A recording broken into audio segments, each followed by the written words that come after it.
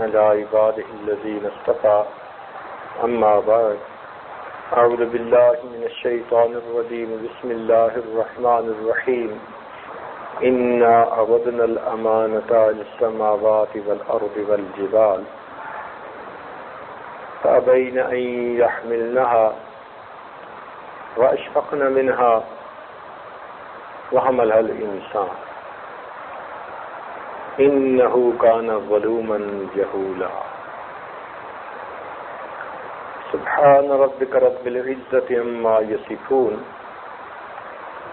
وسلام على المرسلين والحمد لله رب العالمين اللهم صل على سيدنا محمد وعلى آل سيدنا محمد وبارك وسلم اللهم صل على سيدنا محمد وعلى آل سيدنا محمد وبارك وسلم اللهم صل على سيدنا محمد وعلى آل سيدنا محمد وبارك وسلم إنا عرضنا الأمانة ہم نے پیش کیا اپنی امانت کو علی السماوات آسمانوں پر والارض اور زمین پر والجبال اور پہاڑوں پر فابین ان یحملنها ان سب نے اس بار امانت کو اٹھانے سے معذرت کر دی کہ یہ ہمارے بس سے باہر ہے، ہم کمزور ہیں، ہم سے آپ کی خلافت کا بوجھ نہیں اٹھایا جا سکتا۔ وَأَشْفَقْنَا مِنْهَا اور ڈر گئے۔ وَحَمَلَهَا الْإِنسَانُ اور انسان نے اس کو اپنے کندھوں پر اٹھا لیا۔ إِنَّهُ كَانَ ظَلُومًا جَهُولًا بڑا ظلوم اور بڑا جہول ہے۔ یہ ظلوم اور جہول مبالغے کی صیغے ہیں، ظالم سے اور جاہل سے، یعنی ظالموں میں سے بڑا ظالم کوئی ہو تو ظلوم کہتے ہیں، جاہلوں میں بڑا جاہل جہول کہتے ہیں، مبالغے کا صیغہ۔ اب ظاہر میں تو نظر آتا ہے کہ ان دو الفاظ کے ذریعے انسان کی برائی بیان کی گئی، لیکن مفسرین نے لکھا کہ انہی دو الفاظ میں اس کی اچھائی بھی موجود ہے۔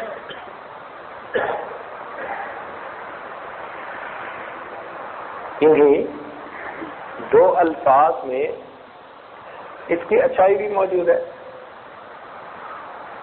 وہ اس لیے کہ اگر کسی جگہ تاریکی ہو تو اس جگہ روشنی بھی آ سکتی ہے۔ اگر کوئی ظالم ہے تو وہ عادل بھی بن سکتا ہے، کوئی جاہل ہے وہ عالم بھی بن سکتا ہے۔ کبھی کسی نے بکرے کو یا گدھے گھوڑے کو تو جاہل نہیں نہ کہا، کیوں نہیں کہتے؟ کہ اس کے اوپر یہ اس لفظ کا اطلاق ہی نہیں ہو سکتا، اس میں اللہ نے عقل ہی نہیں رکھی۔ چونکہ اس میں عقل ہی نہیں رکھی گئی، علم وہ حاصل ہی نہیں کر سکتا، لہذا عالم یا جاہل دونوں لفظ اس کے اوپر لگ ہی نہیں سکتے۔ تو جہاں ظالم کا لفظ استعمال ہو سکتا ہے، اگر وہ اپنے آپ کو سنوار لے تو اس کے اوپر عادل کا لفظ بھی اطلاق ہو سکتا ہے۔ اور جو جاہل ہے، اگر وہ محنت مجاہدہ کر کے علم حاصل کرے تو وہ عالم بھی بن سکتا ہے۔ تو دیکھنے میں یہ دو لفظ انسان کی نقائص بیان کر رہے ہیں، مگر اسی نقص میں اس کی خوبی چھپی ہوئی ہے۔ پیار سے کہا، یوں سمجھیے جیسے باپ بیٹے کی کسی شرارت سے باپ سے بڑا خوش ہو کہ بڑا نالائق ہے۔ اب اس نے ظاہر میں لفظ کون سا استعمال کیا؟ بڑا نالائق ہے، لیکن نالائق کہنے کا اصل مقصد اس کا کیا تھا کہ اس کی شرارت پہ خوش ہوا، کہتے یہ بڑا نالائق ہے۔ اب اس وقت نالائق کا لفظ اس کے لیے عیب نہیں ہوتا، بلکہ اس کی صفت سمجھا جاتا ہے تو اسی طرح یہ ظلم اور جہول کے الفاظ یہ انسان کا نقص نہیں بلکہ اس کی صفت کو ظاہر کر رہے ہیں. تو اللہ رب العزت نے انسان کو اپنا خلیفہ، اپنا نائب، اپنی صفات کا مظہر عتم بنایا ہے، اور اس پر وہ بوجھ ڈالا گیا کہ جو کسی اور مخلوق کے اوپر نہیں ڈالا گیا. اسی لیے اللہ تعالیٰ نے انسان کو اشرف المخلوقات فرمایا. کہیں تو کہا وَلَقَدْ كَرَّمْنَا بَنِي آدم، ہم نے بنی آدم کو بڑی شرافت کرامت عطا کی. اور کہیں کہا وَفَضَّلْنَاهُمْ عَلَىٰ كَثِيرٍ، ہم نے بہت سوں پر اس کو فضیلت عطا کی. تو یہ انسان کی خوبیاں ہیں جو اللہ رب العزت بیان فرماتے ہیں. تاہم یہ امانت ایک بوجھ تھا کہ اس دنیا میں اللہ رب العزت کا نائب بن کر زندگی گزارے. جیسے اللہ تعالیٰ فرماتے ہیں یا داؤد انا جعلناک خلیفۃ فی الارض، اے داؤد ہم نے آپ کو زمین میں اپنا خلیفہ، اپنا نائب بنایا. سبحان اللہ، یہ کتنی شان ہے اس بندے کی، عظمت ہے اس کے لیے، اعزاز ہے اس کے لیے کہ اللہ رب العزت فرماتے ہیں ہم نے تمہیں زمین میں اپنا نائب اور خلیفہ بنایا. سبحان اللہ، یہ اللہ رب العزت کا کرم اور احسان ہے. تو اس کے اوپر بوجھ ڈالا گیا، اور ایسا بوجھ کہ جس کو پہاڑ اور زمین اور آسمان نہ اٹھا سکے. تو اس کا مطلب ہے کوئی معمولی بوجھ بھی نہیں تھا، بوجھ کافی وزنی تھا. اب اس بوجھ کے لفظ سے ایک دو باتیں سمجھ لیجئے گا کہ جب کسی پر بوجھ لادا جاتا ہے تو اس کا لحاظ بھی رکھا جاتا ہے. جب کسی پر بوجھ لادا جاتا ہے تو اس کا لحاظ بھی رکھا جاتا ہے. جس مالک کا گدھا بوجھ اٹھانے والا ہو تو مالک کو اسے چارہ ڈالتے ہوئے کوئی تنگی نہیں ہوتی. جو گھوڑا سواریوں کا بوجھ کھینچنے والا ہو مالک کو اسے گھاس کھلاتے کوئی دکھ نہیں ہوا کرتا، وہ کہتا ہے یہ میرا بھاگنے والا گھوڑا ہے. تو اصول کی بات یہ ہے کہ جب کسی پر بوجھ ڈالا جائے اور وہ بوجھ کو قبول کر لے، اٹھا لے، تو اٹھانے والے کو انعام دیا جاتا ہے، اس کی رعایت کی جاتی ہے، اس کا خیال رکھا جاتا ہے. اب شریعت کا یہ اصول سامنے رکھ لیجئے تو بات سمجھ میں آ جائے گی کہ اللہ رب العزت نے گدھے کو پیدا ہی کیا بوجھ اٹھانے کے لیے. گدھے کا اور کوئی مقصد نہیں، فقط بوجھ کا اٹھا کر ایک جگہ سے دوسری جگہ پہنچانا. تو جب گدھے کو پیدا ہی اس لیے کیا، اب گدھے کے گوشت کو انسان کے لیے حرام کر دیا، کوئی بندہ اس کو حلال نہیں کر سکتا. کیوں؟ بوجھ اٹھانے کے لیے پیدا کیا تھا. ایک طرف بوجھ ڈالتے اور دوسری طرف چھری پھیرتے. وہ کہتا میرے ساتھ انصاف کہاں کا کہ میں ایک کام آتا ہوں اور اوپر مجھ پر چھری پھیری جاتی ہے. تو حسن دیکھیے شریعت کا کہ اگر اس پر بوجھ لادنے کا کام لیا گیا تو اب اس پر چھری پھیرنا منع فرما دیا، کیونکہ اس نے بوجھ اٹھانا ہے، اس کا مقصد بوجھ کا اٹھانا ہے، اس لیے اس کو رعایت دے دی گئی. اور دیکھیے باندی وار پرزنر عورت ہوتی ہے جو اسلام کے خلاف جنگ کے اندر آئی، شامل ہوئی اور گرفتار ہوئی، وہ باندی بن جاتی ہے. آج کے دور میں تو ان کو بہت کڑی سزائیں دی جاتی ہیں، کھانے میں ان کو ایسے ایسے کیمیکل دیے جاتے ہیں کہ وہ بالکل پاگل بن جاتے ہیں، ان کی زندگی کسی کام کی نہیں رہتی. لیکن اسلام نے اس کا اچھا حل بتایا. لہذا غلام اور باندی یہ مستقل ایک مسئلہ ہے. اتنا حسین حل دنیا میں کوئی دوسرا پیش نہیں کر سکا.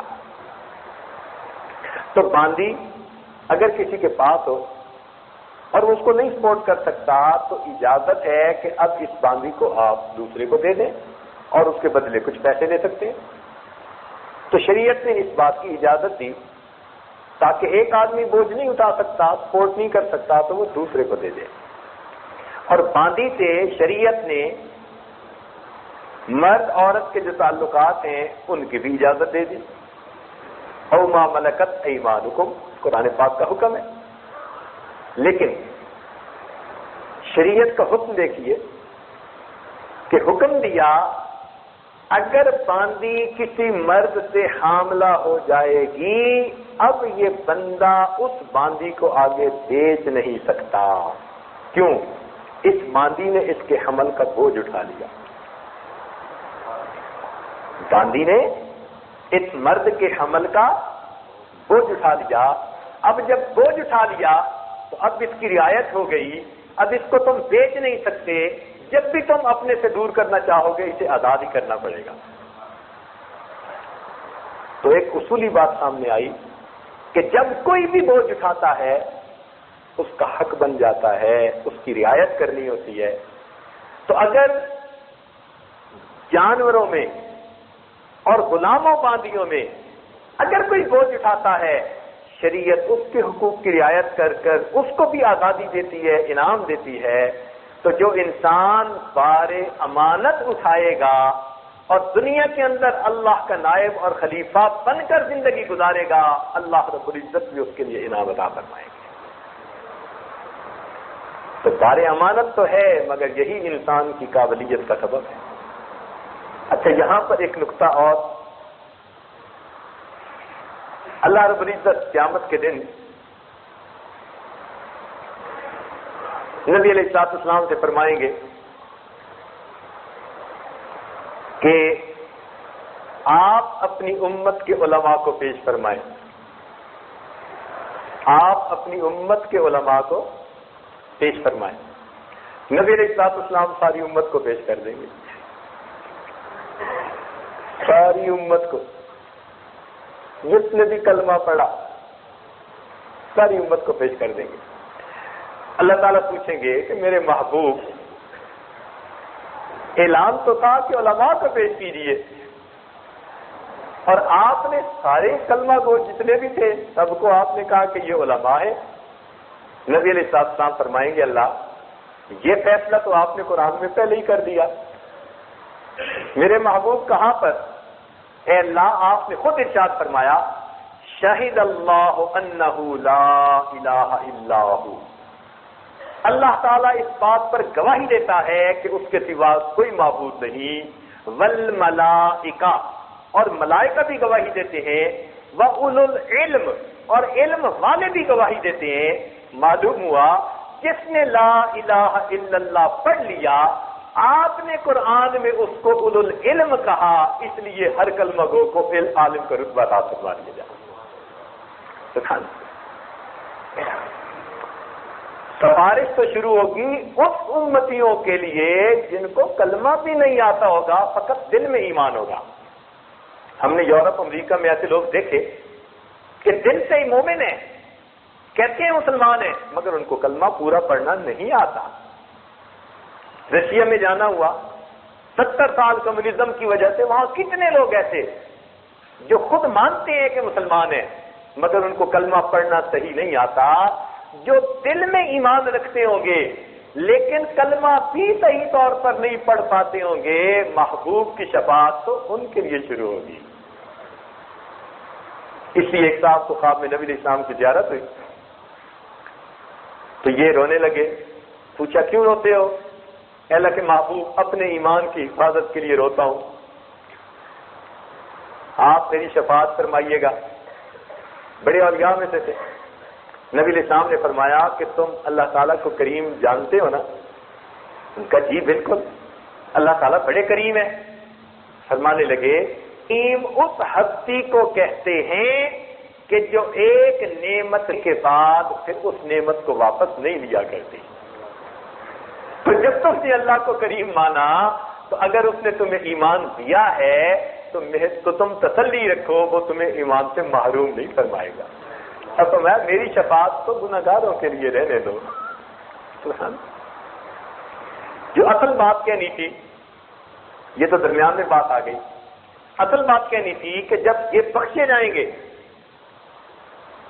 اور ایسے لوگ ہوں گے کہ ان کا عمل بس واجبی سا ہوگا، پورے شریعت کا پتہ ہی نہیں ہوگا ان کو، اپنی طرف سے نمازیں پڑھ لیتے ہوں گے مگر ان کی نمازیں بھی سادی سی ہوں گی، علم نہیں ہوگا ان کے پاس. اللہ تعالیٰ کے محبوب ان کے لیے شفاعت کریں گے اور ان کی شفاعت کرتے کرتے اللہ تعالیٰ ان کو بھی جنت عطا فرما دیں گے. پھر ایک موقع آئے گا، اللہ رب العزت کو خود پیار آئے گا، اللہ تعالیٰ کو خود پیار آئے گا. جیسے دکاندار سودا دینے لگتا ہے نا تو جتنا تولنا ہو وہ تول کے پھر اوپر سے ڈال دیتا ہے کیونکہ سخاوت ہوتی ہے اس میں. تو اللہ تعالیٰ کو خود پیار آئے گا. اللہ تعالیٰ فرمائیں گے میرے محبوب، اس وقت دوسرے انبیاء کی امتیں بھی کھڑی دیکھ رہی ہیں، آپ کی امت کا ابھی کچھ حساب باقی ہے. ان کو جتنے درجے دیے ابھی ان کو درجے اس سے بھی اوپر کے ملنے چاہیے.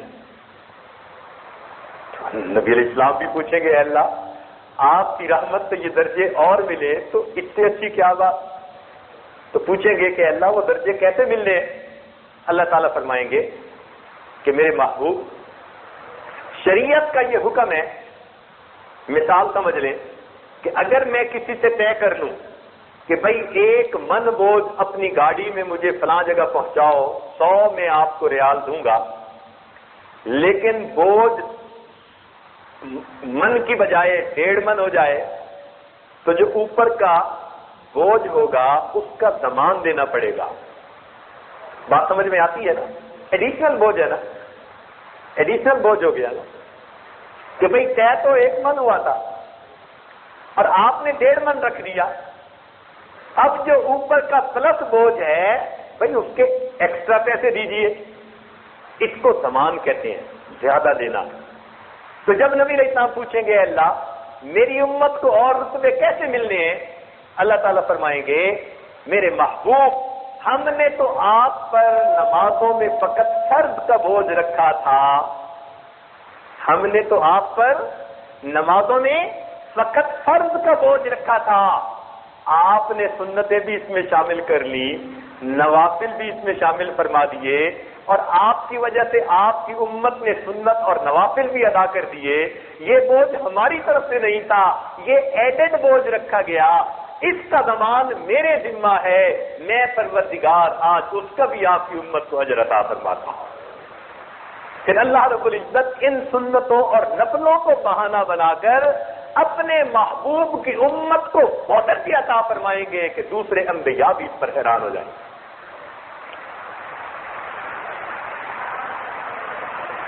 تو بار امانت یہ انسان کے اوپر رکھا گیا. اب ہمیں چاہیے کہ ہم انسان بن کر زندگی گزاریں. کئی مرتبہ انسان شکل کا انسان، اندر کا حیوان، حیوانوں سے بھی بدتر، بہت بگڑ جاتا ہے یہ بندہ. اس لیے درندوں نے انسانیت کو اتنا نقصان نہیں پہنچایا جتنا بگڑے ہوئے انسانوں نے انسانیت کو نقصان پہنچایا ہے. جنگل کے جانوروں نے اتنے انسانوں کو قتل نہیں کیا جتنا بگڑے ہوئے انسانوں نے اپنے ہاتھوں سے دوسروں کو قتل کیا ہے. تو معلوم ہوا انسان جب بگڑتا ہے تو درندوں اور جانوروں سے بھی بدتر بن جاتا ہے. 3 گناہ ایسے ہیں کہ جن کے بارے میں فرمایا کہ یہ سب گناہوں کا ماخذ بن جاتے ہیں. اگر ان 3 گناہوں سے بندہ بچ جائے تو باقی سب اس کی تفصیلات ہیں. ایک گناہ ہے شہوت، ایک ہے غضب، غصہ، اور ایک ہے تکبر. 3 گناہ، ایک ہے شہوت، دوسرا غصہ اور تیسرا تکبر. یہ 3 گناہ بنیادی گناہ ہیں. اسی لیے خانقاہ میں جب کوئی بندہ آتا ہے تو شیخ کی نظر اس کی شخصیت پر ہوتی ہے کہ بنیادی اس میں گناہ کون سا ہے، اور اس کی ایک نظر ججمنٹ کر لیتی ہے کہ اس میں بنیادی اس کی پرسنالٹی میں یہ چیز ہے. اب باقی تفصیلات ہوتی ہے، وہ بتائے نہ بتائے ان کو پہلے سے ہی اس فریم کا پتہ چل جاتا ہے. یہ کوئی علم غیب نہیں ہوتا، یہ فراست ہوتی ہے. اتقوا فراست المؤمن فإنه ينظر بنور اللہ. مومن کی فراست سے ڈرو، اللہ کے نور سے دیکھتا ہے. اس کی مثال یوں سمجھ لیجیے کہ ہم سب جا رہے ہوں، کچھ اور لوگ بھی ساتھ شامل ہوں، تو ہماری نظر میں تو الحمدللہ بھائی سب نیک اچھے اور پاک ہیں. لیکن اگر کوئی پولیس والا ہوگا نا تو وہ ان میں سے ایک آدمی پہ نظر رکھ لے گا، کہے گا یہ ٹھیک نہیں ہے، اور واقعی اس بندے کی چال بتائے گی کہ وہ بندہ ٹھیک نہیں، وہ کرمنل ہے. تو جس طرح ایک پولیس والے کو اپنے تجربے کی بنیاد پر فہم مل جاتی ہے کہ بندے کو دیکھتے ہی پہچانتا ہے کہ اس کی چال ٹھیک نہیں، اسی طرح اللہ والوں کو بھی روحانیت کی دنیا میں محنت کرتے کرتے اللہ تعالیٰ ایسی فراست دے دیتے ہیں کہ ان کو بھی بندے کی حقیقت کا ادراک ہو جاتا ہے، پتہ چل جاتا ہے. اس لیے کوئی بندہ یہ نہ سوچے کہ میں شیخ کو میٹھی میٹھی باتیں بتاتا رہوں گا اور ان کو حقیقت کا پتہ نہیں چلے گا. آج تو وقت ایسا آ گیا کہ خواب بھی سناتے ہیں تو اس کا وہ حصہ جو ان کی نظر میں اچھا ہوتا ہے، اور جو اپنی نظر میں خواب کا حصہ برا ہوتا ہے وہ گول. سمجھتے ہیں شیخ سے بھی ٹھگی کر لیں گے. یہ کیسے ہو سکتا ہے بھائی؟ سمجھے؟ اللہ رب العزت ان کے دلوں میں ایسی باتیں ڈال دیتے ہیں. یہ اللہ تعالیٰ کی طرف سے فراست ہوتی ہے. فراست کے بارے میں چلیں، بات چل گئی، ایک دو واقعات آپ کو سناتا چلوں. حضرت عمر رضی اللہ عنہ کا دور خلافت ہے. سیدنا علی کرم اللہ وجہ رات کو سوئے ہوئے ہیں اور خواب میں ان کو نبی علیہ الصلوۃ والسلام کا دیدار نصیب ہوا. یہ واقعہ البدایہ والنہایہ میں لکھا ہوا ہے، سند کے ساتھ کہہ رہا ہوں. خواب میں دیدار ہوا اور کیا دیکھا کہ نبی علیہ الصلوۃ والسلام نے نماز پڑھائی اور حضرت علی عنہ نے پیچھے نماز پڑھی. اب دیدار کی اپنی خوشی، پیچھے نماز پڑھنے کی دگنی خوشی. نماز پڑھ کر اللہ کے محبوب مصلی پر مقتدیوں کی طرف منہ کر کے بیٹھ گئے. اتنے میں ایک عورت آئی پردہ نشیں، اور اس نے ایک تھال نبی علیہ السلام کو کھجوروں سے بھرا ہوا تحفے کے طور پر پیش کیا. نبی علیہ السلام نے قبول فرما لیا اور اس میں سے 2 کھجوریں آپ نے حضرت علی عنہ کو بھی دی. اب جب انہوں نے کھائیں تو بڑی لذیذ، بڑی مزیدار، بس مزہ آ ہی رہا تھا کہ اتنے میں آنکھ کھل گئی. اب خواب میں ان کو 3 خوشیاں ملی. نبی علیہ السلام کا دیدار نصیب ہوا، آپ کے پیچھے نماز کی سعادت نصیب ہوئی، اور آپ کے ہاتھوں سے وہ کھجوریں لے کر کھانے کا شرف نصیب ہوا. چنانچہ آپ اٹھ کر تہجد پڑھنے لگے. فجر کا وقت ہو گیا. فجر کی نماز پڑھنے کے لیے آپ مسجد نبوی میں تشریف لائے. حضرت عمر رضی اللہ عنہ نے آ کر امامت کی. مگر حیران کن بات یہ تھی کہ خواب میں جو صورتیں نبی علیہ السلام نے پڑھی تھی عمر بن الخطاب نے بھی وہی صورتیں پڑھی. جب نماز پڑھا لی تو مقتدیوں کی طرف وہ بھی اپنا رخ کر کے بیٹھ گئے. اللہ تعالیٰ کی شان دیکھیے کہ ایک خاتون اس وقت ایک ٹوکری کھجوروں کی بھری ہوئی لائی. کہنے لگی امیر المومنین آپ کی خدمت میں تحفہ پیش کرنے کے لیے لائی ہوں. انہوں نے قبول کر لیا اور انہوں نے 2 کھجوریں اس میں سے اٹھا کر حضرت علی عنہ کو دے دی. حضرت علی عنہ نے ان کو کھایا، وہ بڑی مزیدار تھی. جب کھایا تو جی چاہا کہ اور بھی ہوں، تو آپ نے کہا امیر المومنین مجھے کچھ اور بھی دیجیے. تو جب آپ نے کہا کہ کچھ اور بھی دیجیے تو عمر رضی اللہ عنہ مسکرائے، فرمانے لگے اگر خواب میں آپ کو نبی علیہ السلام نے اور دی ہوتی تو میں بھی اور دے دیتا. یہ فراست ہوتی ہے. اللہ تعالیٰ دلوں میں یہ باتیں ڈال دیا کرتے ہیں. ہم چونکہ گناہوں بھری زندگی گزارتے ہیں، ہمارے لیے ان باتوں کو سمجھنا ذرا مشکل ہے. ان سے پوچھئے جو اپنے آپ کو اللہ کے حوالے کر چکے، اب پروردگار ان کے دل کو آئینے کی مانند بنا دیتے ہیں، بالکل آئینے کی مانند.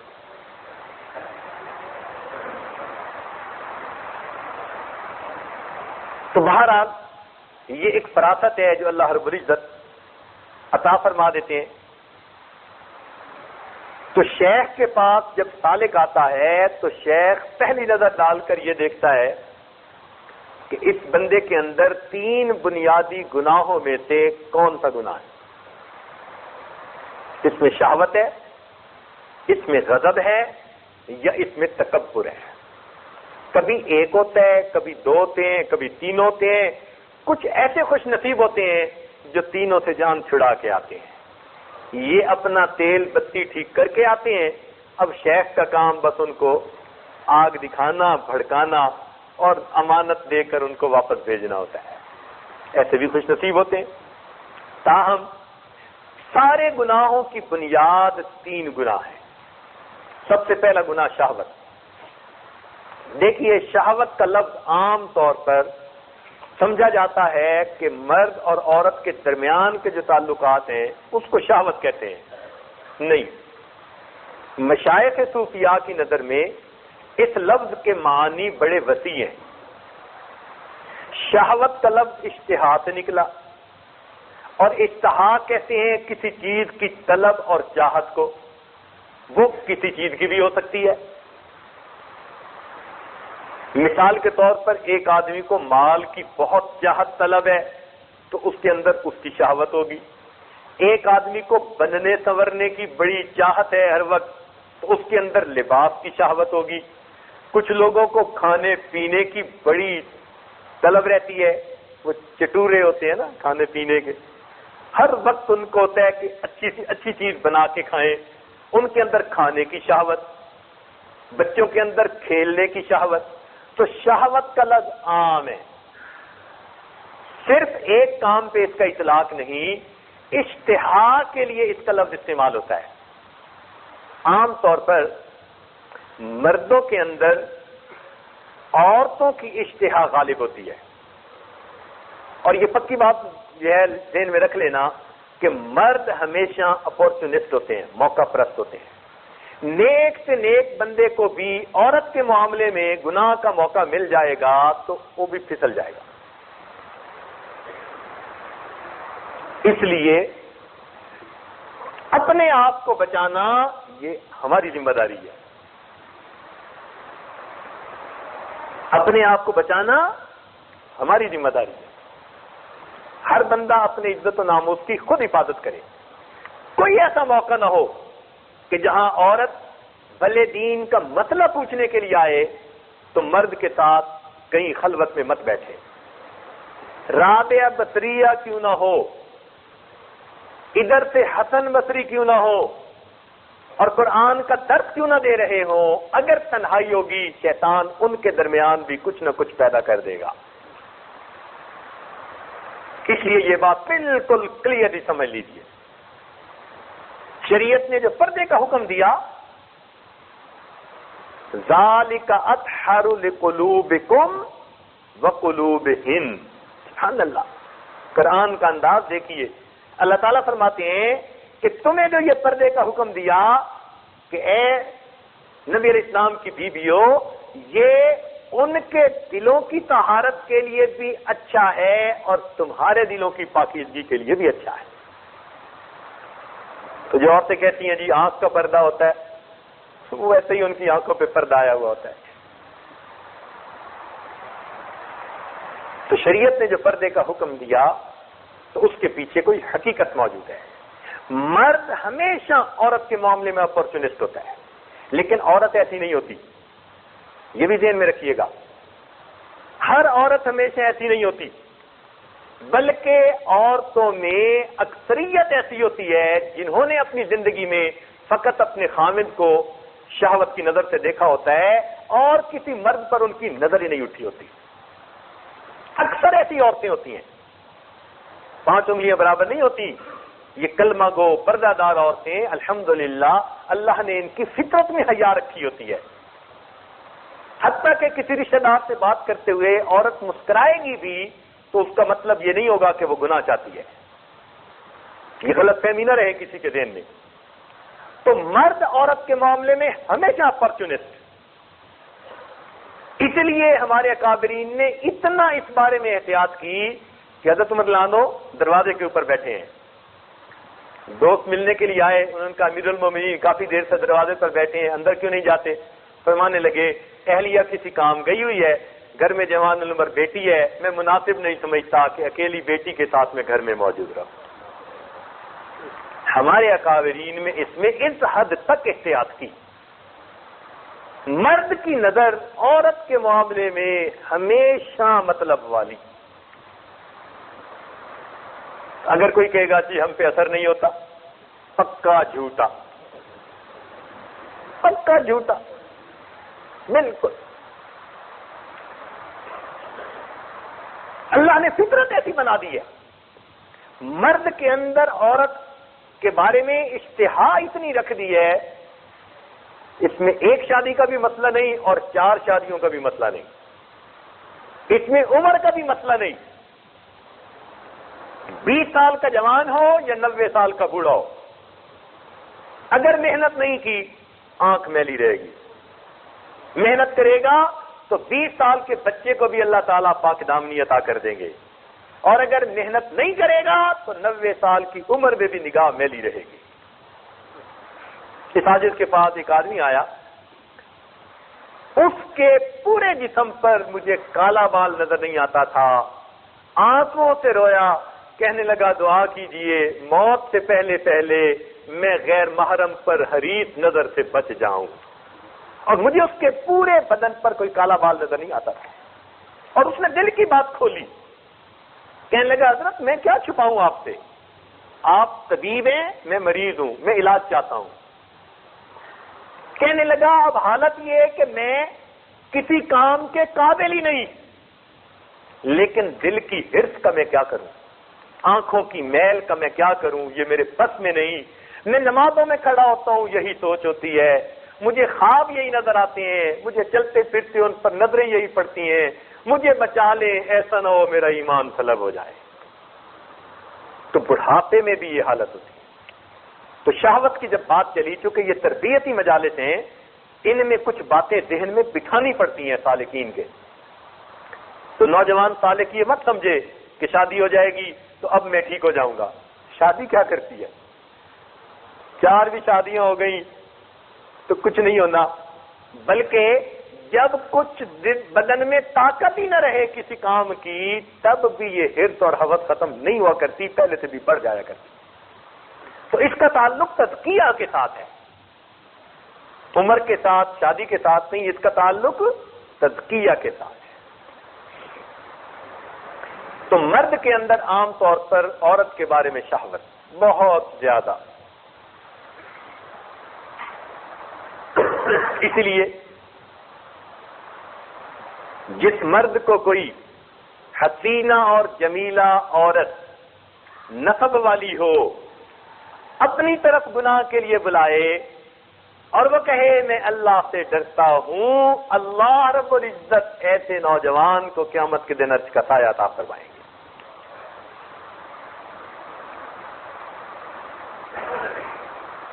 تو ایک بات تو یہ، اور دوسری بات یہ ذہن میں رکھیے کہ عورت کے اندر مرد کی اشتہا نہیں ہوتی، بلکہ عورت کے اندر فطرت میں اللہ تعالیٰ نے زیب و زینت کی اشتہا رکھی ہوتی ہے،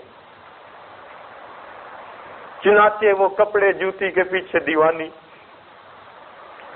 اس کا دل کرے گا آج جو کپڑے پہنے ہیں نا بس کل نئے پہنوں، جو ڈیزائن میں پہنوں ایسا ڈیزائن کسی کے پاس نہیں ہونا چاہیے۔ کپڑے بنوائیں گی تو چھپا چھپا کے رکھیں گی، پہننے سے پہلے کسی عورت کی نظر نہ پڑ جائے۔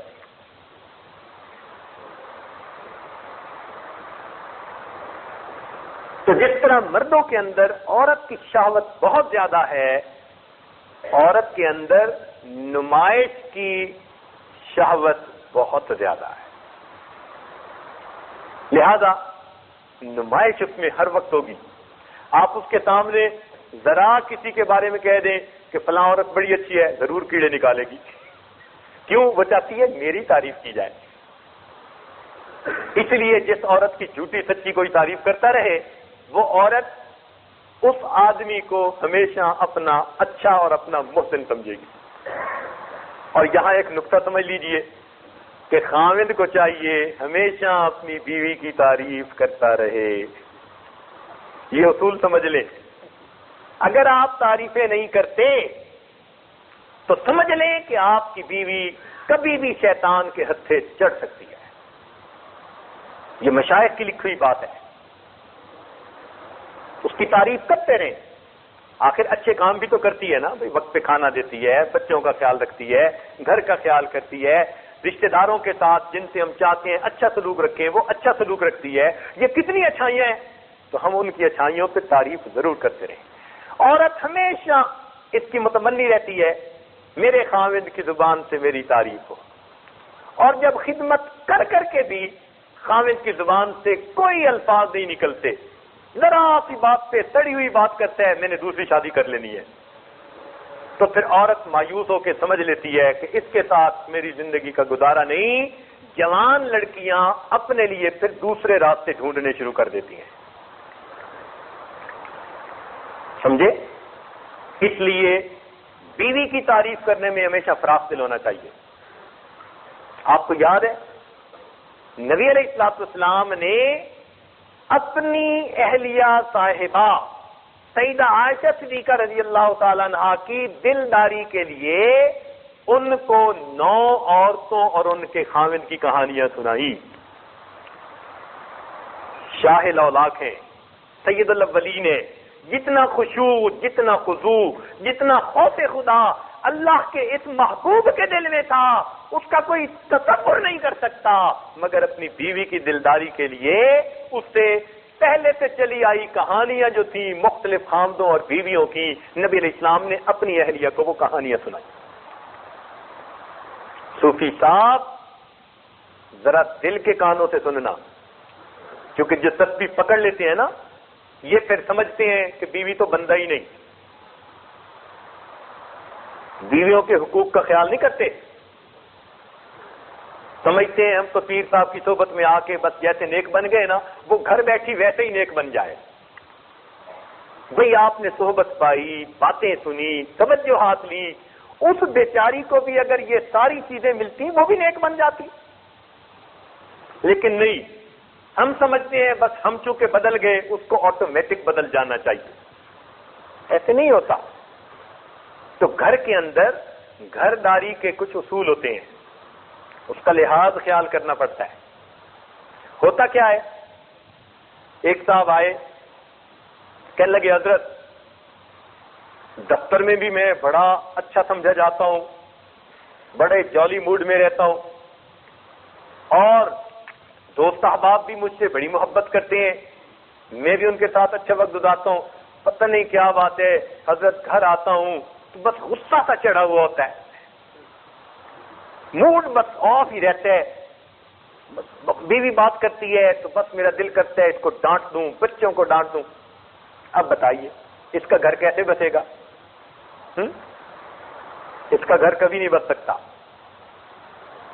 ایک صاحب آئے کہنے لگے حضرت میں اتنا تنگ ہوں، سوچ رہا ہوں بیوی کو طلاق دے دوں، اور عمر اس کی ابھی 30 سال بھی مشکل سے ہوئی تھی، بیوی کو طلاق دے دوں. میں نے کہا طلاق دینا چاہتے ہو یا علاج کرنا چاہتے ہو؟ کہنے لگے جی علاج چاہتا ہوں. میں نے کہا علاج میں بتاؤں گا، کرنا آپ نے، پھر اس کے بعد آپ کو طلاق دینے کی ضرورت پیش نہیں آئے گی. کہنے لگے جی میں حاضر ہوں. میں نے کہا کہ جو میں کہوں گا اس کو اپنے اوپر لازم سمجھ کے اس پر عمل کرنا. کہنے لگا ٹھیک. اب اس کے بارے میں اس عاجز کو اسی وقت اندازہ ہو گیا کہ بھئی کیا شخصیت ہے اور کیا اس کا حدود اربہ ہے. میں نے کہا کہ میری نصیحت یہ ہے کہ آپ جب بھی دفتر سے گھر اپنے جایا کریں اپنے اہل خانہ کو سلام کیا کریں اور اپنی اہلیہ کا بوسہ لیا کریں. اب یہ بات تو عجیب سی ہے لیکن اتنی سی بات پہ گھر آباد ہونا تھا. اب ہوا کیا، بات اصل میں یہی تھی. یہ گھر آتا تھا تو بس بڑے موڈ کے ساتھ، نہ بیوی، وہ بیوی بیچاری 3 گھنٹے انتظار میں، آئے گا تو مل کے کھانا کھائیں گے، اور صاحب آتے تو جناب کھانے میں ہی نقص نکالنے شروع کر دیتے. اس بیچاری کے 3 گھنٹے کا انتظار کس کام کا؟ ابھی اولاد ہوئی نہیں تھی اور میاں بیوی دونوں ہی تھے. تو عورت تو بیچاری سارا دن مرد کی منتظر کہ آئے گا، کوئی بات کریں گے، بیٹھیں گے، اور اس کا موڈ آف گھر میں بھی دفتر کے کھاتے لے کے بیٹھ جاتا۔ اب میں نے اسے کہا کہ بھائی تم نے میری اس بات پہ عمل کرنا ہے۔ 3 مہینے کے بعد میاں اور بیوی دونوں آئے، کہنے لگے جی آپ کا شکریہ ادا کرنے آئے ہیں، جتنی اچھی زندگی اب ہم گزار رہے ہیں کوئی انسان اس کا تصور بھی نہیں کر سکتا۔ میں نے کہا دیکھو تم نے نبی علیہ السلام کی سنت کو چھوڑا تھا۔ نبی علیہ السلام کی سنت مبارکہ یہ ہے، سیدہ عائشہ صدیقہ رضی اللہ عنہا فرماتی ہیں آپ جب بھی گھر تشریف لاتے تھے اہل خانہ کو سلام کرتے تھے، مسکراتے ہوئے چہرے کے ساتھ آیا کرتے تھے۔ اب ہم میں سے کتنے ہیں جو گھر میں داخل ہوتے ہیں مسکراتے ہوئے چہرے کے ساتھ؟ یہ بھی تو سنت ہے، اور پکی سنت ہے، کوئی شک نہیں ہے، اس کی روایت پکی موجود ہے۔ تو چونکہ ہم نبی علیہ السلام کی سنتوں کو چھوڑ بیٹھتے ہیں تو کہیں نہ کہیں پھر اس کی جو ہے گھر کے اندر پریشانیاں بن جاتی ہیں۔ تو اس لیے خاوند کو چاہیے کہ گھر آئے تو نبی علیہ السلام کی سنت یہ ہے اہل خانہ کو سلام کہے اور مسکراتے ہوئے چہرے کے ساتھ گھر میں داخل ہو، گویا اپنی بیوی بچوں کے ساتھ اچھا سلوک کرے۔ ایک حدیث سن کر پھر بات آگے چلتی ہے، سنیے اور ذرا دل کے کانوں سے سنیے کہ نبی علیہ الصلوۃ والسلام کی یہ حدیث مبارک ہے۔ فرمایا جب کوئی خاوند اپنی بیوی کو دیکھ کر مسکراتا ہے اور بیوی اپنے خاوند کو دیکھ کر مسکراتی ہے، اللہ تعالیٰ ان دونوں کو دیکھ کر مسکراتے ہیں۔ اور گندگی، فحاشی، برائی کا علاج یہی ہے، گھر میں محبت و پیار سے رہیں۔ جب آپ گھر میں جتنا محبت و پیار سے رہیں گے نا، غیر محرم سے آپ کی نظر اتنی ہٹتی چلی جائے گی۔ یہ غیر محرم پر نظر اس لیے پڑ رہی ہوتی ہے کہ گھر میں وہ محبت نہیں دیتے جو دینی چاہیے، حرص بھری نگاہیں پڑتی پھر رہی ہوتی ہیں۔ اللہ رب العزت اس بات کو پسند کرتے ہیں۔ خیر، ازدواجی زندگی کے بارے میں تو ابھی عنوان ہے نہیں۔ ایک مرتبہ شکاگو میں ایک ساجد نے نکاح پڑھایا اور پھر ازدواجی زندگی کے اوپر کچھ انگلش میں بیان کیا۔ اس کا نتیجہ یہ نکلا کہ 3-4 بوڑھے بوڑھے سفید بالوں والے آئے، کہنے لگے حضرت عمر گزر گئی، ہمیں تو شریعت کے یہ مسائل کبھی کسی نے سمجھائے ہی نہیں تھے، آج آپ کے کہنے پر سمجھ آئے، ہمیں اجازت ہے ہم اب نئے سرے سے شادی کر لیں۔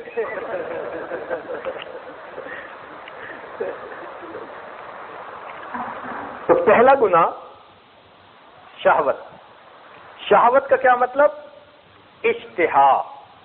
تو مرد کے اندر اللہ رب العزت نے فطرتاً عورت کی طرف اشتہا زیادہ رکھ دی، اور عورت کے اندر اللہ تعالیٰ نے فطرتاً نمود و نمائش کی اشتہا زیادہ رکھ دی۔ لہذا عورت کو اگر بن سنور کے بے پردہ باہر نکلنے کی اجازت ملے، وہ ہر قسم کے خاوند کے پاس رہنے کو تیار ہے، اس کی خواہش پوری ہو رہی ہے۔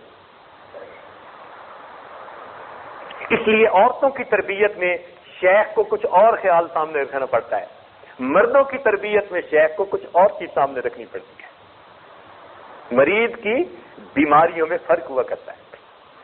اسی طرح بچوں کے اندر کھیل کود کی اشتہا، ان کا جی چاہتا ہے کہ بس ہر وقت ہم کھیل کود کرتے پھریں۔ تو شہوت کا ایک لفظ بنیاد ہے، اور اس کے پیچھے پھر انسان میں حرص بھی آ جاتی ہے، اور انسان میں دوسروں کے حقوق کو غصب کرنا، عزتوں پہ ڈاکے ڈالنا، برے کام کرنا، یہ سب چیزیں پھر اس کی آگے تفصیلات بنتی چلی جاتی ہیں۔ بنیاد کیا ہوتی ہے؟ شہوت۔ دوسرا گناہ غضب۔ غضب کہتے ہیں غصے کو،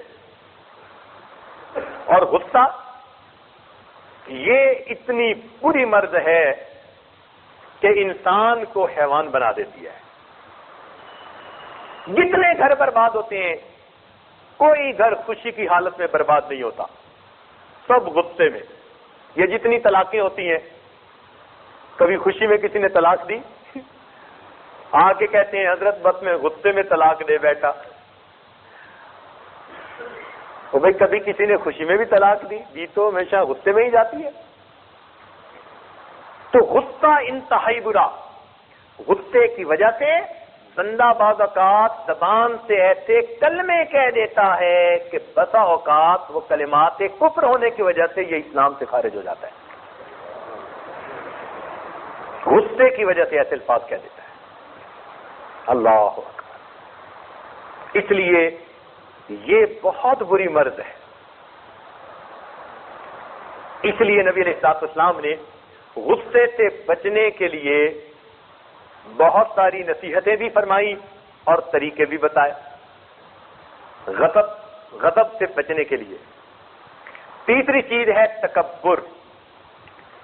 اب تکبر جو ہے کیا مطلب کہ میں بڑا ہوں, انا خیر منہ, میں اس سے بہتر ہوں, عارفونی, مجھے پہچانو, میں بڑی شے ہوں. تکبر کی وجہ سے ہوا. نبی اللہ تعالیٰ نے ارشاد فرمایا فرشتوں کو کہ اسجدوا لآدم, آدم علیہ السلام کی طرف سجدہ کرو. شیطان انکار کرنے لگا, ابا واستکبر وکان من الکافرین, اس نے بات نہ مانی, تکبر کیا اور کافروں میں سے ہو گیا. تو گویا عرش پر سب سے پہلا جو گناہ ہوا اس کی وجہ کیا بنی؟ تکبر بنا. لہذا جو تکبر کرے گا اس کا رشتہ شیطان کے ساتھ جو جڑے گا, جو عاجزی کرے گا اس کا رشتہ آدم علیہ السلام کے ساتھ جڑے گا. اچھا, ایک اور بات ذہن میں رکھیے کہ انسان کے بدن میں سب سے اونچی چیز کیا ہے؟ سر ہے نا. اور سب سے نیچی چیز کیا ہے؟ تو جب بندے سے کوئی غلطی ہو, گناہ ہو, جرم ہو تو لوگ جوتے اس کے سر پہ مارتے ہیں, کہتے ہیں نا اس کے سر پہ جوتے مارو. تو جب جوتے مارنے کا وقت آیا تو جوتے کہاں لگے؟ سر پر. اور جب عزت ملتی ہے, کوئی اس سے معافی مانگنے آتا ہے تو کس کو پکڑتا ہے؟ کسی نے معافی مانگنے کے لیے سر کو پکڑا اور کسی نے پاؤں پہ جوتے مارے. جوتے کہاں پڑتے ہیں؟ اونچا بنتا تھا. اور عزت ملی تو پکڑا کس کو؟ کہ سب اسے نیچے درجے کا سمجھتے تھے. معلوم ہوا کہ متکبر جو ہوتا ہے اس کو سزا ملا کرتی ہے, جو متواضع ہوا کرتا ہے اس کو عزتیں ملا کرتی ہیں. تو ہم تکبر اپنے اندر سے نکالیں. دیکھیں پہلے زمانے میں یہ جو روئی دھننے کی ہوتی تھی نا مشینیں, اس میں بکری کی نا یہ جو آتے تھیں لمبی آنکھ, اس کو خشک کر کے لگاتے تھے اور اس سے روئی دھنتے تھے, اور جب چلاتے تھے نا تو اس میں سے تو تو کی آواز آتی تھی. تو ہمارے ایک شیخ فرمایا کرتے تھے کہ دیکھو بکری ہر وقت میں کہتی تھی. اب اس کی آواز ایسی تھی کہ گویا کہنا چاہتی ہے میں. تو اللہ تعالیٰ کو اس کی میں ناپسند آئی. تو میں اچھا تیری میں کا علاج کرتا ہوں, چلاؤ اس پہ چھری ذرا. اب بکری کو حلال کروا دیا, پھر اس کی گوشت کی بوٹیاں کروائیں, ہڈیاں توڑوائیں. گوشت کو تو آگ پہ بھون کے کھلا دیا, ہڈیوں کو کتوں کے آگے ڈلوا دیا, اور باقی اس کی آنتیں رہ گئیں. ان آنتوں کو بھی دھوپ میں خشک کروا کے پھر مشین کے اندر لگوا دیا. اب جب اس کو ہلایا تو میں کی جگہ تو اور تو کی آوازیں نکلنے لگ گئی. تو اس لیے جو بندہ میں کرے گا پھر تو کہلوانے کے لیے اللہ اس پروسیس سے اس کو بھی گزاریں گے. تو بہتر نہیں کہ ہم پہلے ہی تو کہہ دیں, میں کو ختم کر دیں. تو اس لیے سب سے پہلا گناہ جو آسمانوں پر ہوا اس کی وجہ کیا بنی؟ تکبر بنا. اور دوسرا گناہ جنت میں ہوا, حضرت آدم علیہ السلام سے بھول ہوئی اور اس کی وجہ حرص بنی, شہوت بنی, اشتہا. اشتہا کہتے ہیں کسی چیز کی خواہش کا زیادہ ہونا, تو شہوت اس کی وجہ بنی, یا حرص دوسرے لفظوں میں کہہ دیجئے یہ اس کی وجہ بنی. اب دل چاہتا تھا کہ اللہ کے اور قریب ہو جاؤں. شیطان مردود نے قسم کھا کے کہہ دیا, وقاسمہما, قرآن کہتے ہیں کہ اس نے دونوں کے سامنے قسم کھائی کہ تم اسے کھاؤ گے تو پھر کیا ہوگا, تمہیں ہمیشہ جنت میں رہنا مل جائے گا, اللہ کا قرب مل جائے گا. تو اس پر اما حوا جو تھی ان کا دل موم ہو گیا, نرم پڑ گئی, پگھل گئی, کہنے لگی اس کو کھا لینے میں جو ہے وہ کوئی رکاوٹ نہیں ہونی چاہیے. تو پھر خیال آیا کہ بھائی یہ تو منع کیا تھا, تو شیطان نے دل میں ڈالا وہ تو اس درخت سے منع کیا تھا جس کے پاس اس وقت آپ لوگ تھے، یعنی تخصیص دین میں ڈال دی، تعمیم نہیں تھی کہ بھئی سارے ایسے درختوں کے پھل سے منع کر دیا، نہیں نہیں نہیں، وہ تو اس درخت سے منع کیا، آپ اس درخت سے تو نہیں کھا رہے، آپ تو اس درخت سے کھا رہے۔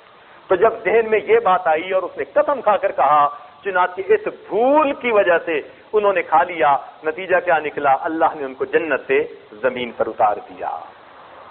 اسی لیے فنسی، حضرت آدم علیہ السلام کے بارے میں اللہ تعالیٰ فرماتے ہیں کہ نسی آدم سے بھول ہو گئی، ولم نجد لہو عزما، قرآن گواہی دیتا ہے ہم نے اس کے اندر عزم اور ارادہ نہیں پایا تھا کہ کوئی اپنے دل کے عزم اور ارادے سے وہ کھا رہے ہو، کہ نافرمانی سمجھ کے نافرمانی کرے ہو، نہیں نہیں نہیں نہیں، یہ ارادہ نہیں تھا، بھول ہو گئی تھی کہ وہ سمجھے تھے کہ ہمیں تو اس سے منع کر دیا، ہم اس سے کھا لیں تو اس میں تو کوئی رکاوٹ نہیں ہے، تو یہ بھول ہو گئی تھی۔ یہ بھول کا سبب کیا بنا؟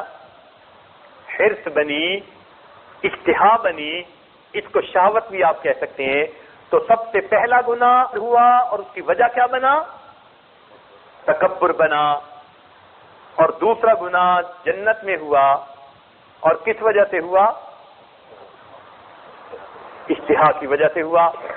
اور تیسرا گناہ زمین پر ہوا سب سے پہلا، اور وہ غضب کی وجہ سے ہوا۔ کس کی وجہ سے ہوا؟ غضب کی وجہ سے۔ حابیل کے رشتے میں جو لڑکی تھی خوبصورت تھی، اور قابیل چاہتا تھا کہ میرے پاس آئے، اب اس کو حسد بھی تھا اور غصہ بھی تھا۔ اس غضب اور غصے کے اندر کہنے لگا کہ میں تمہیں قتل کر دوں گا۔ حابیل نے کہا آپ قتل بھی کر دیں گے، ماں انا، میں اپنے ہاتھ تیری طرف نہیں پھیلاؤں گا، یعنی میں تیرے ساتھ یہ کام نہیں کروں گا۔ چنانچہ نتیجہ کیا نکلا؟ غصے میں، غضب میں آ کر اس نے اپنے بھائی کو قتل کر دیا، اور یہ زمین کے اوپر سب سے پہلا گناہ ہوا۔ تو بنیادی گناہ 3 نکلے۔ سب سے پہلا کون سا؟ تکبر۔ یہ کہاں پر ہوا؟ عرش پر ہوا، شیطان نے کیا، اللہ نے دربار سے ہمیشہ کے لیے دھتکار دیا۔ دوسرا گناہ کہاں ہوا؟ جنت میں ہوا۔ وجہ کیا بنی؟ اشتہا بنی، جنت سے زمین پر بھیج دیا۔ اور تیسرا گناہ کہاں ہوا؟ زمین پر ہوا، اور اس کی وجہ کیا بنی؟ غضب بنا۔ یہ 3 بنیادی گناہ ہیں، اور مشائخ ان تینوں پر نظر رکھتے ہیں۔ ان کے پیچھے پھر حرص اور حسد اور عجب اور پتہ نہیں کہ خود کیا کیا وہ بیماریاں، وہ ان کی تفاصیل بنتی چلی جاتی ہیں، ان کی تفاصیل بنتی چلی جاتی ہیں۔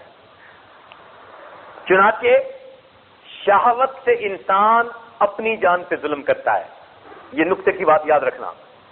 شہوت کے ذریعے انسان اپنی جان پہ ظلم کرتا ہے، غضب کے ذریعے انسان دوسروں کی جان پر ظلم کرتا ہے، اور تکبر کی وجہ سے انسان شرک اور کفر کا مرتکب ہوتا ہے۔ شہوت کی وجہ سے انسان اپنی جان پہ ظلم کرتا ہے، غضب کی وجہ سے انسان دوسروں پر ظلم کرتا ہے، اور تکبر کی وجہ سے انسان شرک اور کفر کا مرتکب ہوتا ہے۔ لہذا شہوت کی وجہ سے انسان میں بخل اور حرص پیدا ہوتی ہے، غضب کی وجہ سے خود بینی پیدا ہوتی ہے، خود پسندی پیدا ہوتی ہے، اور تکبر کی وجہ سے اس میں بدعات پیدا ہو جاتی ہیں کہ جو بات کر دی چاہے وہ دین میں بدعت ہے، اب پیچھے نہیں ہٹنا، سمجھانے والے لاکھ سمجھائیں ہم نے نہیں ہٹنا۔ اس لیے بدعات میں انسان چلا جاتا ہے، دین کی حدود سے باہر نکل جاتا ہے۔ لہذا اصولی بات یاد رکھیں کہ جس میں شہوت ہوگی، اگر یہ بندہ اللہ تعالیٰ سے معافی مانگ لے گا، اللہ تعالیٰ اس کے گناہوں کو معاف فرما دیں گے۔ جس بندے میں غضب ہوگا، اگر جس نے جن پر ظلم کیا ان سے معافی مانگ لے گا تو یہ گناہ معاف فرما دیا جائے گا، لیکن تکبر کی وجہ سے جو گناہ ہوگا اللہ نے ان کے لیے معافی ہرگز نہیں کی۔ اس لیے شرک جو ہے فرمایا ان اللہ لا یغفر ان یشرک بہ ویغفر ما دون ذلک لمن یشاء، ہر گناہ کو چاہیں گے معاف کر دیں گے مگر شرک کو کبھی معاف نہیں کریں گے، ہر گناہگار کو معاف کر کے جنت بھیجیں گے۔ فرمایا لا يدخل الجنہ من کان فی قلبہ مثقال ذرۃ من کبر، جس کے اندر ذرہ کے برابر بھی تکبر ہوگا اس کو جنت میں ہرگز داخلہ نصیب نہیں ہوگا۔ تو شہوت کے ذریعے انسان اپنی جان پہ ظلم کرتا ہے، غضب کی وجہ سے انسان دوسروں پر ظلم کرتا ہے، تکبر کی وجہ سے انسان شرک و کفر کا مرتکب ہوتا ہے۔ لہذا شہوت کو گناہ خود معافی مانگے گا اللہ معاف فرما دیں گے، غضب کے گناہ حقوق والوں سے معافی مانگے گا اللہ معاف فرما دیں گے، مگر تکبر کے گناہ معافی مانگنے پر بھی معاف نہیں ہوں گے۔ یہ ایسا بڑا گناہ ہے، کفر اور شرک کا ارتکاب انسان کر لیتا ہے، پھر اللہ تعالیٰ کے ہاں اس کی معافی نہیں، سوائے اس کے کہ موت سے پہلے یہ اس تکبر سے معافی مانگ کر اپنے اندر عاجزی پیدا کر لے۔ اللہ نے موت تک دروازہ کھلا رکھا، موت کے بعد اس بندے کے لیے کوئی معافی نہیں ہے۔ اس لیے ان تین بنیادی گناہوں سے ہمیں بچنے کی ضرورت ہے۔ اب حسد اور حرص اور وہ چیزیں ذیلی چیزیں ہیں، انشاءاللہ ان عنوانات پہ بات ہوتی رہے گی، چونکہ حسد آج کل بہت زیادہ بڑھتا جا رہا ہے، توبہ توبہ۔ اس لیے اس عنوان پر بھی انشاءاللہ کسی محفل میں بات کریں گے۔ یہ اتنا برا گناہ ہے کہ کسی آدمی نے ایک کہانی بنائی ہوئی ہے، مجھے تو وہ کہانی جھوٹی لگتی ہے لیکن بات سمجھانے کے لیے بڑی عجیب ہے جھوٹی لیکن بات سمجھانے کے لیے وہ بڑی عجیب ہے۔ تو کہانی بنانے والے نے یوں بنائی کہ ایک آدمی نیکی کرنے کے لیے غار میں پہنچ گیا، بڑی عبادت، لا الہ الا اللہ، سبحان اللہ، اللہ اللہ، بہت عرصہ اس نے مجاہدہ کیا، حتیٰ کہ ایک وقت آیا کہ اس کو اللہ تعالیٰ کی طرف سے اشارہ ملا کہ تم جو دعا مانگو گے تمہاری دعا قبول ہو جائے گی۔ چنانچہ سے دعا مانگی، اللہ بس مجھے روز پکا ہوا کھانا مل جائے جیسے من و سلوہ ملا تھا بنی اسرائیل کو، تو اے اللہ ہمیں بھی اسی طرح مائدہ مل جائے، انزل علینا مائدۃ من السماء۔ تو اس لیے میں آپ کی یاد میں لگا رہوں گا۔ دعا قبول ہو گئی، چنانچہ اس کو کھانا ملنا شروع ہو گیا۔ اب یہ گھر آ گیا غار کو چھوڑ کر، اب گھر میں کھانا آ جاتا، یہ بھی کھاتا، باقی بھی کھاتے، سب نیکی کرتے، حتیٰ کہ کچھ عرصے میں یہ تو بڑے خوشحال گھرانے والے لوگ بن گئے اور بڑے نیک بن گئے، لوگوں میں ان کی شہرت بھی، چرچا بھی، عزت بھی۔ اب ان کا ایک رشتہ دار تھا، وہ بیچارہ حسد کا مارا، وہ بیچارہ حسد کا مارا۔ اب اس کے اندر مروڑ اٹھے، ان کو عزتیں کیوں ملی، خوشی کیوں ملی، سکھ سکون کیوں ملا۔ اب اس نے سوچا کہ راز تو معلوم کرے نا، چنانچہ وہ بڑا محبت والا بن کے آیا اور ذرا کچھ دن اس نے پیار محبت کی باتیں کی اور میں قربان اور میں قربان، اور اس نے پوچھ لیا کہ بھائی آپ لوگ اتنی عزتوں بھری خوشی کی زندگی گزارتے ہیں، ہمیں بھی کوئی طریقہ بتا دو، آخر جیسے ہیں آپ ہی کے ہیں، آپ ہی ہیں، آپ کر کر کے وہ خدا کے بندے نے اس کو بتا دیا کہ میرے ساتھ تو یہ ہوا۔ چنانچہ اگلے دن اس نے بھی گھر سے چھٹی لی اور یہ بھی کہنے چلا کہ میں بھی جا رہا ہوں، یہ بھی وہیں غار میں پہنچ گیا۔ اب وہاں جا کر اس نے بھی خوب مجاہدہ کیا، خوب تسبیح، الا اللہ، اللہ اللہ، خوب جناب نمازیں، حتیٰ کہ کافی عرصہ جب یہ بھی مجاہدہ کرتا رہا تو ایک قبولیت کی گھڑی ایسی تھی کہ اس پر بھی القاء ہوا کہ اے بندے یہ قبولیت دعا کا وقت ہے، ایک دعا جو بھی مانگے گا قبول کر لی جائے گی۔ تو اس نے ہاتھ اٹھائے، کہنے لگا اے اللہ وہ جو فلاں رشتہ دار کو ملتا ہے وہ بند ہو جائے۔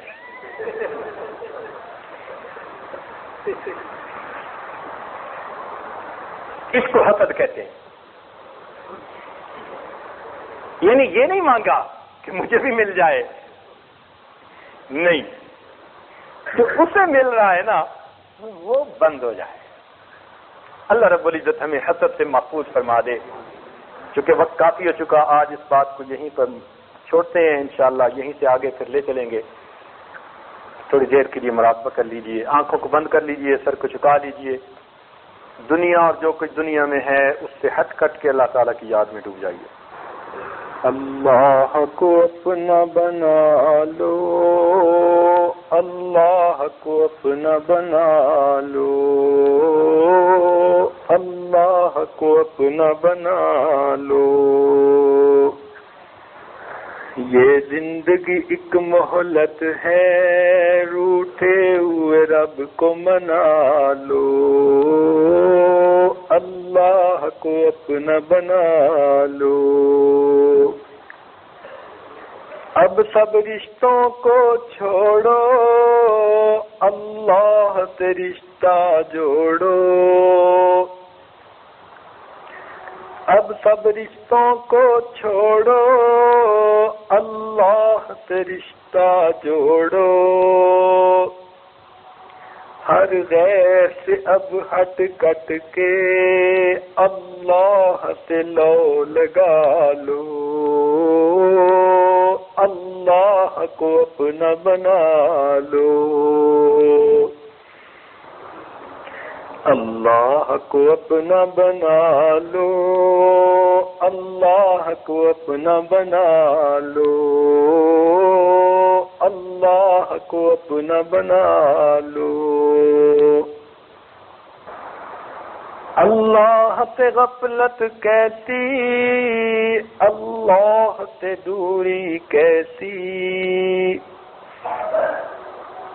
اللہ سے غفلت کیسی، اللہ سے دوری کیسی.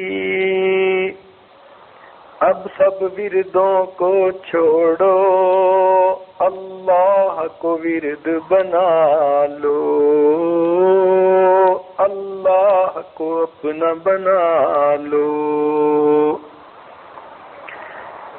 اللہ کو دل میں بسا لو، اللہ کو دل میں بسا لو، اللہ سے لو لگا لو. لا الہ الا اللہ محمد رسول اللہ. سبحان ربی العلی الوہاب. اللہم صل علی سیدنا محمد وعلی آل سیدنا محمد وبارک وسلم. ربنا ظلمنا انفسنا وان لم تغفر لنا وترحمنا لنکونن من الخاسرین. رب کریم ہمارے گناہوں کو معاف فرما، ہماری خطاؤں سے درگزر فرما. اے مالک ہماری اصلاح فرما، صحیح معنوں میں ہمیں انسان بنا. اے اللہ ہمیں صحیح معنوں میں انسان بنا. اے اللہ ہمیں انسانیت والی زندگی نصیب فرما. رب کریم برے اخلاق ہم سے دور فرما، اخلاق حمیدہ نصیب فرما. اے مالک ہمیں اپنی محبت والی زندگی نصیب فرما. رب کریم ہماری نگاہوں کو پاک فرما، ہمارے دلوں کو صاف فرما، ہمارے سینوں کو اپنی محبت سے لبریز فرما. اپنے عشق کی آتش ہمارے سینوں میں پیدا فرما، ہمارے انگ انگ سے اپنے ذکر کو جاری فرما، روئے روئے سے اپنے ذکر کو جاری فرما، ہڈی ہڈی بوٹی بوٹی میں اپنی محبت پیدا فرما. اے مالک ہمارے روزوں کو قبول فرما، تراویح کو قبول فرما. رب کریم اعتکاف میں جتنے لوگ بیٹھے ہیں سب کے بیٹھنے کو قبول فرما. میرے مولا ہم دل شکستہ بندے آپ کے در کو پکڑ کر بیٹھے ہیں، ہمیں اپنے گناہوں کا اچھی طرح اندازہ ہے. میرے مالک آپ کے سامنے تو دودھ کا دودھ پانی کا پانی ہے، آپ کے سامنے تو کوئی جھوٹ نہیں بول سکتا. رب کریم ہم بہت بگڑے ہوئے ہیں، ہم اپنی اصلاح چاہتے ہیں. میرے مولا اگر آپ کا در پکڑ کر بیٹھے پھر بھی اصلاح نہ ہوئی تو کب ہوگی؟ اللہ اس موقع سے ہمیں فائدہ عطا فرما دیجیے. رمضان کی بابرکت گھڑیوں میں افطاری کے وقت دعائیں قبول ہوتی ہیں. میرے مالک ہماری دعا قبول کر لیجیے، ہمیں بھٹکنے سے بچا لیجیے، پھسلنے سے بچا لیجیے، ضائع ہونے سے بچا لیجیے، شیطان کا لقمہ بننے سے بچا لیجیے. میرے مالک ہم پر احسان فرمائیے، میرے مالک ہماری مدد فرمائیے.